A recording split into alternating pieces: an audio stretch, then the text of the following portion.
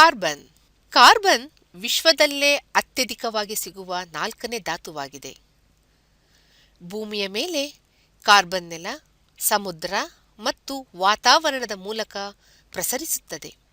ಇದನ್ನು ಕಾರ್ಬನ್ ಚಕ್ರ ಎನ್ನುತ್ತಾರೆ.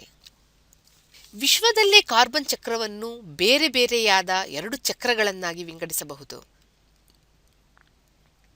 ಭೌಗೋಳಿಕ ಕಾರ್ಬನ್ ಚಕ್ರವು ಮಿಲಿಯನ್ ವರ್ಷಗಳಲ್ಲಿ ನಡೆದರೆ, ಜೈವಿಕ ಅಥವಾ ಭೌತಿಕ ಕಾರ್ಬನ್ ಚಕ್ರವು ದಿನಗಳಿಂದ ಹಿಡಿದು ಸಾವಿರಾರು ವರ್ಷಗಳವರೆಗೂ ನಡೆಯುತ್ತದೆ.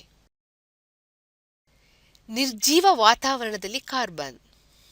ಇದರ ಬಗ್ಗೆ ಹೇಳುವುದಾದರೆ, ಕಾರ್ಬನ್ ಡೈಆಕ್ಸೈಡ್, ಇಂಗಾಲೀಕರಣದ ಕಲ್ಲುಗಳು, ಕಲ್ಲಿದ್ದಲು, ಪೆಟ್ರೋಲಿಯಂ, ನೈಸರ್ಗಿಕ ಅನಿಲ ಮತ್ತು ಪಳೆಯುಳಿಕೆ ಅಂದರೆ ನಿರ್ಜೀವ ಜೈವಿಕ ವಸ್ತುಗಳಾಗಿ ನಮಗೆ ಕಾಣಸಿಗುತ್ತದೆ.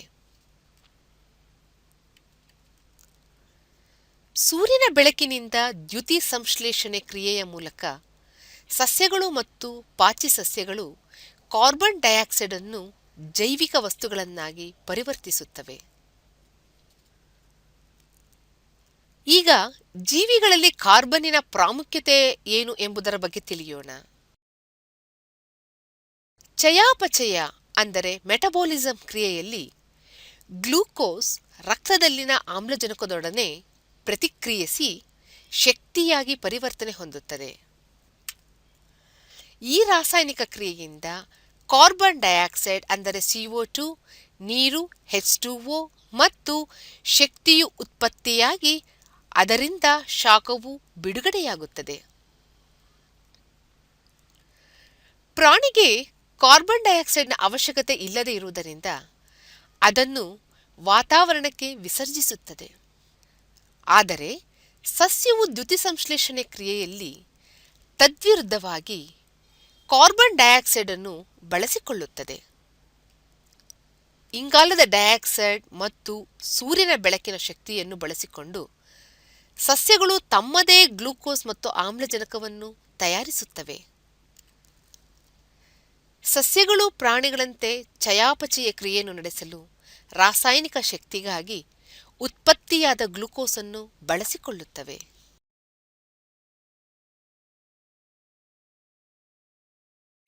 ಸಸ್ಯವು ಉಳಿದ ಆಮ್ಲಜನಕವನ್ನು ಪರಿಸರಕ್ಕೆ ಬಿಡುಗಡೆ ಮಾಡುತ್ತದೆ.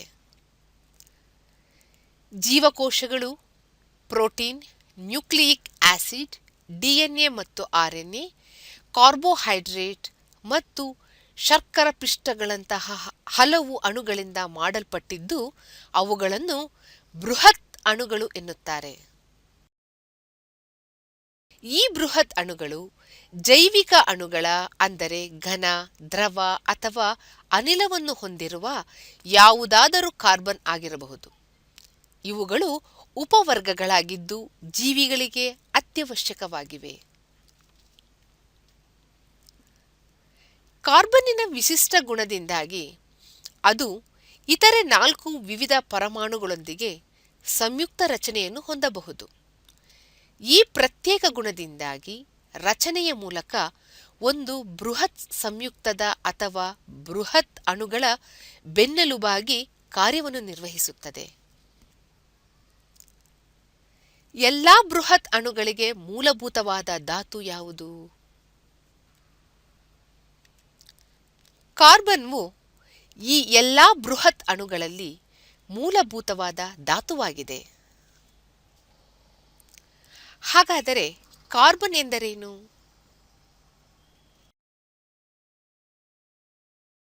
ಕಾರ್ಬನ್ ಪರಮಾಣುವನ್ನು ಹೊಂದಿರುವ ರಾಸಾಯನಿಕ ವಸ್ತುಗಳನ್ನು ಕಾರ್ಬನ್ನಿನ ರಾಸಾಯನಿಕ ಸಂಯುಕ್ತಗಳೆಂದು ಕರೆಯುತ್ತಾರೆ. ಮೊದಲಿಗೆ ಈ ಕಾರ್ಬನ್ನಿನ ಸಂಯುಕ್ತಗಳು ಜೀವಿಗಳಿಂದ ಮಾತ್ರ ಲಭ್ಯವಾಗುತ್ತಿದ್ದವು. ಹಾಗಾಗಿ ಇವನ್ನು ಜೈವಿಕ ಸಂಯುಕ್ತಗಳೆಂದು ಕರೆಯುವರು. ಹಾಗಾದರೆ ಕಾರ್ಬನ್ನಿನ ಬಗ್ಗೆ ಇನ್ನೂ ಹೆಚ್ಚು ತಿಳಿದುಕೊಳ್ಳಲು ಅದರ ಗುಣಲಕ್ಷಣಗಳನ್ನು ನಾವು ಮೊದಲಿಗೆ ಅರಿತುಕೊಳ್ಳೋಣ. ಈ ಕೆಳಗಿನ ಚಿತ್ರದಲ್ಲಿ ತೋರಿಸಿರುವಂತೆ ಪರಮಾಣುವಿನ ಸಂಖ್ಯೆ 6. ಎಲೆಕ್ಟ್ರಾನಿನ ಸಾಪೇಕ್ಷ ಸ್ಥಾನ 2 ಮತ್ತು 4. 2 ಎಲೆಕ್ಟ್ರಾನುಗಳು ಒಳಪದರದಲ್ಲಿವೆ ನ್ಯೂಕ್ಲಿಯಸ್ ಕೇಂದ್ರ 6 ಪ್ರೋಟಾನ್ಗಳನ್ನು ಹೊಂದಿರುತ್ತದೆ.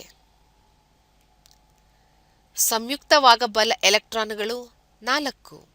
ಅವು ಹೊರಪದರದಲ್ಲಿದೆ. ಗುಣ ಅಲೋಹ. ವಿಶ್ವದಲ್ಲೇ ಅತ್ಯಧಿಕವಾಗಿ ದೊರಕಬಲ್ಲ ವಸ್ತುಗಳಲ್ಲಿ ಕಾರ್ಬನ್ 4ನೆಯದಾಗಿರುತ್ತದೆ ಮತ್ತು ಭೂಮಿಯ ಮೇಲಿನ ಹೊರಪದರದಲ್ಲಿ ಆಕರವಾಗಿ ಸಿಗುವ ವಸ್ತುಗಳಲ್ಲಿ 15ನೆಯ ಸ್ಥಾನದಲ್ಲಿದೆ. ಕಾರ್ಬನ್ ಸಂಯುಕ್ತಗಳು ಎಂದರೇನು? ಕಾರ್ಬನ್ ಪರಮಾಣುವನ್ನು ಹೊಂದಿರುವ ವಸ್ತುಗಳನ್ನು ಕಾರ್ಬನ್ ರಾಸಾಯನಿಕ ಸಂಯುಕ್ತಗಳೆಂದು ಕರೆಯುತ್ತಾರೆ. ಮೊದಲಿಗೆ ಈ ಕಾರ್ಬನ್ನಿನ ಸಂಯುಕ್ತಗಳು ಜೀವಿಗಳಿಂದ ಮಾತ್ರ ಲಭ್ಯವಾಗುತ್ತಿದ್ದವು. ಹಾಗಾಗಿ ಇವನ್ನು ಜೈವಿಕ ಸಂಯುಕ್ತಗಳೆಂದು ಕರೆಯುತ್ತಾರೆ. ಕಾರ್ಬನ್ ಪರಮಾಣುವಿನಲ್ಲಿರುವ ಎಲೆಕ್ಟ್ರಾನ್ಗಳು ಎಷ್ಟು? ಎಲೆಕ್ಟ್ರಾನ್ಗಳು 6 ಎಂದು ಹೇಳಬಹುದು. ಇರುವ 6 ಎಲೆಕ್ಟ್ರಾನ್ಗಳಲ್ಲಿ ಸಂಯುಕ್ತ ರಚನೆಗೆ ಎಷ್ಟು ಎಲೆಕ್ಟ್ರಾನ್ಗಳು ದೊರಕುತ್ತವೆ? ಅದಕ್ಕೆ ಉತ್ತರವಾಗಿ 4 ಎಲೆಕ್ಟ್ರಾನ್ಗಳು ಸಂಯುಕ್ತ ರಚನೆಗೆ ದೊರಕುತ್ತವೆ. ಕಾರ್ಬನ್ನಿಗೆ ತನ್ನ ಸಂಯುಕ್ತ ರಚನೆಯನ್ನು ಪೂರ್ಣಗೊಳಿಸಲು ಇನ್ನೂ ಎಷ್ಟು ಎಲೆಕ್ಟ್ರಾನ್ಗಳ ಅಗತ್ಯವಿದೆ? ಅದಕ್ಕೆ ಉತ್ತರವಾಗಿ ಇನ್ನೂ 4 ಎಲೆಕ್ಟ್ರಾನ್ಗಳ ಅಗತ್ಯವಿದೆ ಎಂದು ಹೇಳಬಹುದು. ಕಾರ್ಬನ್ ಇತರ ಪರಮಾಣುಗಳೊಂದಿಗೆ ಎಷ್ಟು ಬಂಧಗಳನ್ನು ಮಾಡಬಹುದು? ಉತ್ತರ 4 ಬಂಧಗಳನ್ನು ಮಾಡಬಹುದು.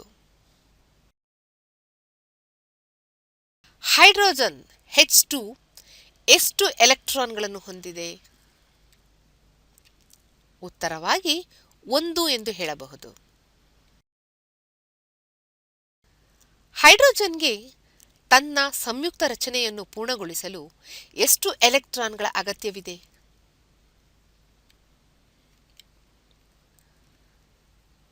ಹೈಡ್ರೋಜನ್ಗೆ 1 ಎಲೆಕ್ಟ್ರಾನ್ನ ಅಗತ್ಯವಿದೆ ಎಂದು ಹೇಳಬಹುದು. ಮೀಥೇನ್ನ ಬಂಧವನ್ನು ತಿಳಿದುಕೊಳ್ಳಲು ಕೆಳಗಿನ ವಸ್ತುಗಳನ್ನು ನಾವು ತೆಗೆದುಕೊಳ್ಳೋಣ. ಕರಬೂಜದ ಹಣ್ಣು, ತಲಾ 4 ಕಡ್ಡಿ ಮತ್ತು ದ್ರಾಕ್ಷಿಗಳು.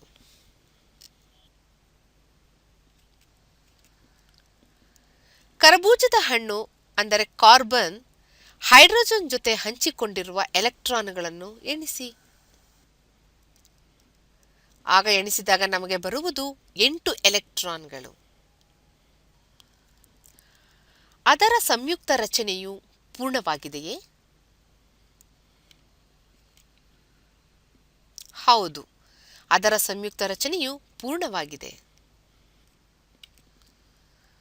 ಈಗ ಹೈಡ್ರೋಜನ್ ಆದ ಪ್ರತಿ ದ್ರಾಕ್ಷಿಯು ಎಷ್ಟು ಎಲೆಕ್ಟ್ರಾನ್ಗಳನ್ನು ಕಾರ್ಬನ್ನಿನ ಜೊತೆ ಹಂಚಿಕೊಂಡಿದೆ? ಆ ದ್ರಾಕ್ಷಿಯು 2 ಎಲೆಕ್ಟ್ರಾನ್ಗಳನ್ನು ಕಾರ್ಬನ್ನಿನ ಜೊತೆ ಹಂಚಿಕೊಂಡಿದೆ. ಸಂಯುಕ್ತ ರಚನೆಯ ಪದರವು ಸಂಪೂರ್ಣವಾಗಿದೆಯೇ? ಹೌದು ಎಂದು ಹೇಳಬಹುದು.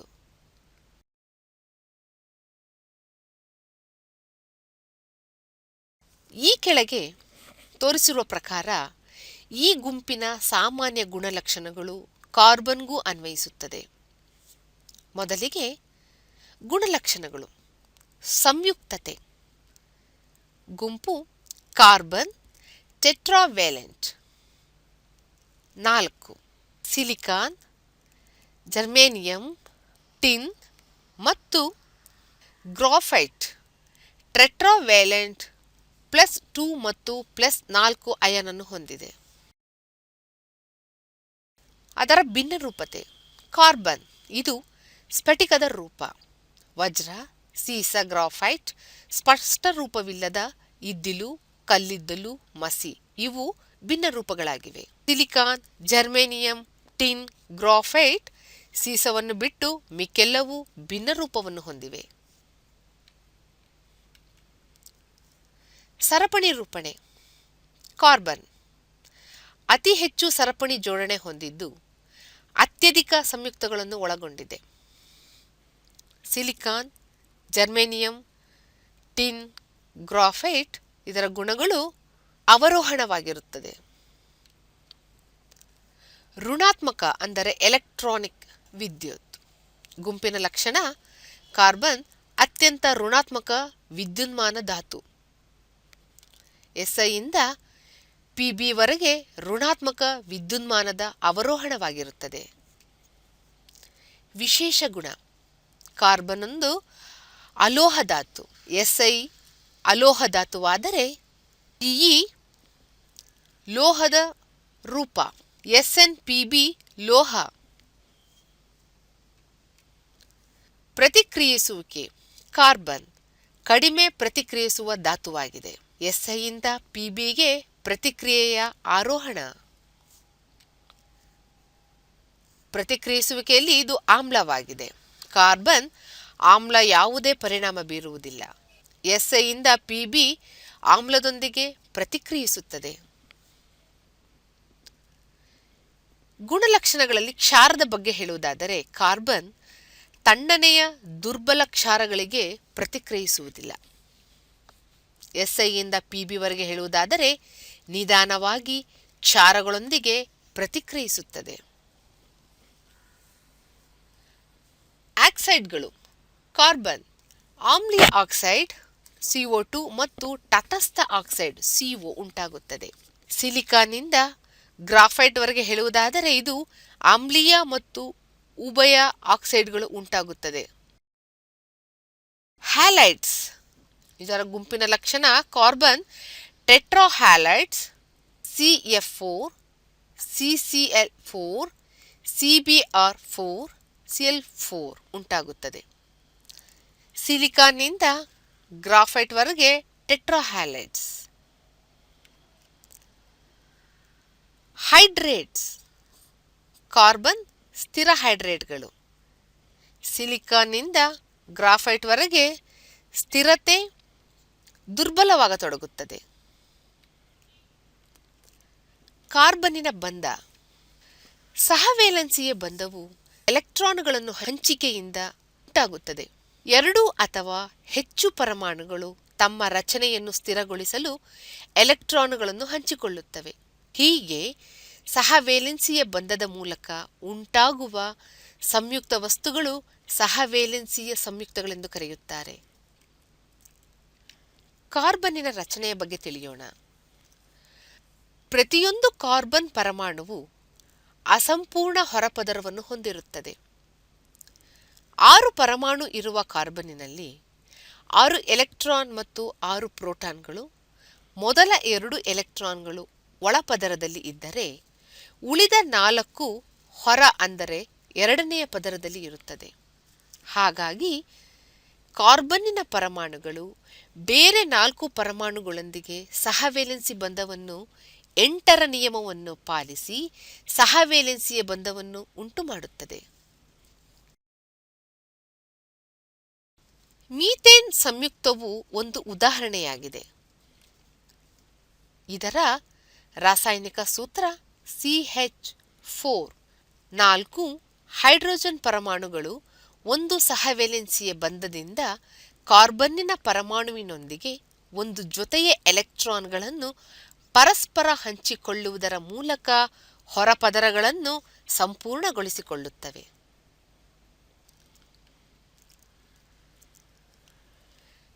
ಈಗ ನಮ್ಮ ದಿನನಿತ್ಯದ ಬದುಕಿನಲ್ಲಿ ಕಾರ್ಬನ್ನಿನ ಪಾತ್ರವನ್ನು ವಿಮರ್ಶಿಸೋಣ. ಮೊದಲಿಗೆ ಕಬ್ಬಿಣ ಮತ್ತು ಉಕ್ಕು ಕಾರ್ಖಾನೆಗಳಲ್ಲಿ ಕಾರ್ಬನ್ ಕಲ್ಲಿದ್ದಲಿನ ರೂಪದಲ್ಲಿರುತ್ತದೆ. ಸೀಸವು ಕಾರ್ಬನ್ನಿನ ರೂಪವಾಗಿದ್ದು ಅದರ ಮೃದು ಮತ್ತು ಜಾರುವಿಕೆಯ ಗುಣಗಳಿಂದ ಘರ್ಷಣೆ ಕಡಿಮೆ ಮಾಡುವ ಮೃದು ಚಾಲಕವಾಗಿ ಬಳಸಲ್ಪಡುತ್ತದೆ. ಉತ್ಪನ್ನದ ಮಾಪನದಲ್ಲಿ ಮತ್ತು ರಾಸಾಯನಿಕ ಕಾರ್ಖಾನೆಗಳಲ್ಲಿ ಹಲವು ವಿವಿಧ ರೀತಿಯಲ್ಲಿ ಉಪಯೋಗಿಸಲ್ಪಡುತ್ತದೆ. ಕಾರ್ಬನ್ ಸಕ್ಕರೆಯಲ್ಲಿ ಇದೆ. ಹಾಗಾದರೆ ಕಾರ್ಬನ್ನಿನ ಇತರ ಉಪಯೋಗಗಳನ್ನು ತಿಳಿಸುವಿರಾ?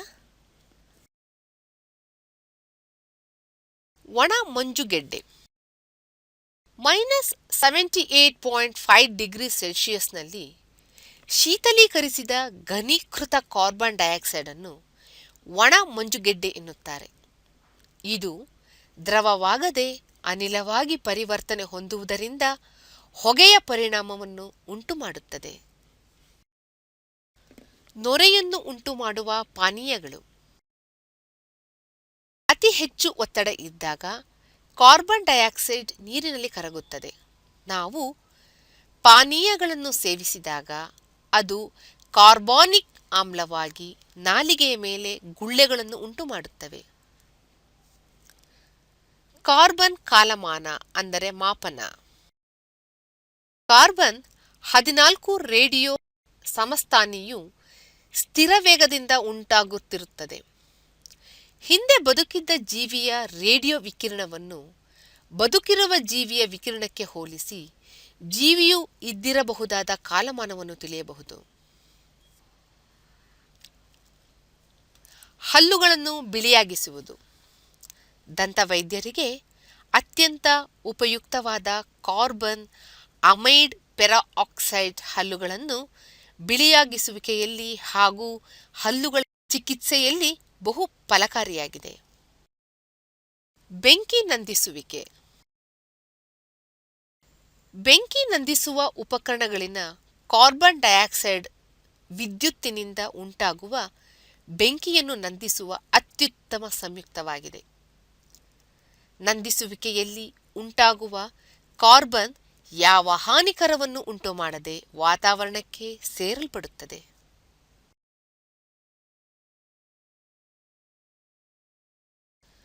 ಹಾಗಾದರೆ ಬಹುರೂಪತೆ ಎಂದರೇನು? ಒಂದು ಧಾತುವು ಭೌತಿಕವಾಗಿ ವಿವಿಧ ರೂಪಗಳಲ್ಲಿ ದೊರೆಯುವುದನ್ನು ಆ ಧಾತುವಿನ ಭಿನ್ನ ರೂಪತೆ ಎನ್ನಲಾಗುವುದು. ವಜ್ರ ಮತ್ತು ಸೀಸ ಕಾರ್ಬನ್ನಿನ ಎರಡು ಬಹುರೂಪತೆಗಳು. ಇವು ಭೌತಿಕವಾಗಿ ಮಾತ್ರ ಭಿನ್ನ ಗುಣಗಳನ್ನು ಹೊಂದಿವೆ. ಕಾರ್ಬನ್ನಿನ ಅಸ್ಫಟಿಕ ರೂಪದ ಬಗ್ಗೆ ತಿಳಿಯೋಣ. ಅಸ್ಫಟಿಕ ರೂಪದ ಕಾರ್ಬನ್ನಿಗೆ ಯಾವುದೇ ನಿಶ್ಚಿತ ರೂಪವಿರುವುದಿಲ್ಲ. ಇತ್ತೀಚಿನ ಕ್ಷಕಿರಣ ಅಂದರೆ ಎಕ್ಸರೆ ಸಂಶೋಧನೆ ಪ್ರಕಾರ ಈ ರೂಪರಹಿತ ಕಾರ್ಬನ್ ಹಲವು ಸಂಕೀರ್ಣ ಹರಳುಗಳಿಂದ ರಚಿತವಾಗಿರುವುದು ತಿಳಿದುಬಂದಿದೆ. ಹೀಗಾಗಿ ಇದನ್ನು ಮೈಕೋಕ್ರಿಸ್ಟಲೈನ್ ರೂಪ ಎಂದು ಕರೆಯುತ್ತಾರೆ.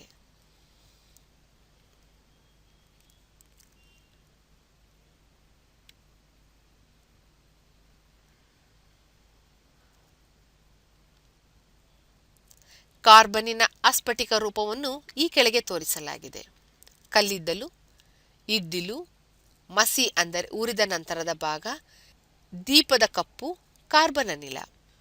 ಇದ್ದಲಿನಲ್ಲಿ ಇದು ಮರದಿಂದ ಉಂಟಾಗುವ ಕಾರ್ಬನ್, ಮೂಳೆಯ ಇದ್ದಿಲು ಅಂದರೆ ಮೂಳೆಯ ಬೂದಿ ಹಾಗೂ ಸಕ್ಕರೆಯಿಂದ ಉಂಟಾಗುವ ಮಸಿ. ಹೆಚ್ಚಿನ ಮಾಹಿತಿ. ಬೆಂಕಿ ಜ್ವಾಲೆ ಉರಿದು ನಂದಿ ಹೋದಾಗ ಸಿಗುವ ಕಪ್ಪು ಪುಡಿಯೇ ದೀಪದ ಕಪ್ಪು. ಇದು ವಿಪರೀತ ಕಪ್ಪಾಗಿದ್ದು ಬೆಳಕನ್ನು ಹೀರಿಟ್ಟುಕೊಳ್ಳುವ ಗುಣವನ್ನು ಹೊಂದಿದೆ. ಇದು ಬೆಳಕಿನ ತರಂಗ ದೂರವನ್ನು ಅವಲಂಬಿಸಿರುತ್ತದೆ. ಬೆಳಕನ್ನು ಸಂಪೂರ್ಣ ಹೀರಿಕೊಳ್ಳಬೇಕಾದ ಸಂದರ್ಭಗಳಲ್ಲಿ ಉಪಯೋಗಿಸುತ್ತಾರೆ. ಕಾರ್ಬನ್ನ ಬಹುರೂಪತೆ. ಶುದ್ಧ ಕಾರ್ಬನ್ ಹಲವು ಬಹುರೂಪತೆ ರಹಿತ ಕಾರ್ಬನ್ನಾಗಿ ಸಿಗುತ್ತದೆ. ಆಲ್ಫಾ ಅಂದರೆ ಗ್ರಾಫೈಟ್ ಅತ್ಯಂತ ಸಾಮಾನ್ಯ ಶುದ್ಧ ಕಾರ್ಬನ್. ಉಷ್ಣಬಲ ವಿಜ್ಞಾನದ ಪ್ರಕಾರ ಇದು ಬಹು ಸ್ಥಿರವಾದ ರೂಪ.